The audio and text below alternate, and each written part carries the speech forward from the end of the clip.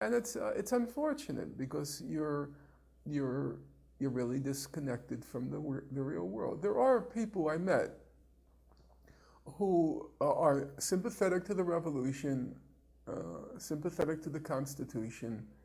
So it's not the pro-Western crowd within um, the parameters of those who support the revolution, who are very knowledgeable and very intelligent. And they told me, though, that they're marginalized.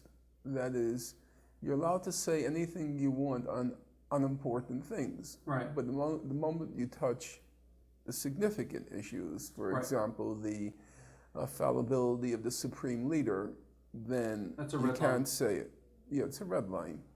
But even within what you can call, roughly speaking, the pro-revolution camp, and its numbers differ. The figures I heard from the side I heard from was that 60% support the revolution, 40% don't.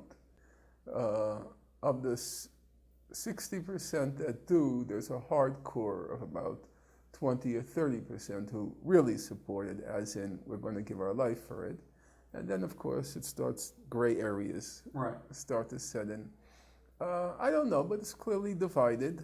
But I found within the camp that supports it people who I trusted. I'm pretty good at sizing people up, and I can tell who is intellectually clear-headed and who is operating in the bubble.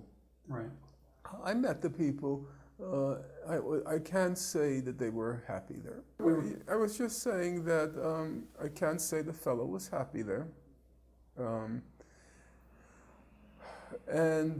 on the other hand, I asked him things about the Constitution and whether you can reconcile it with basic democratic principles. Can you work it? And he said, some aspects yes, some aspects no.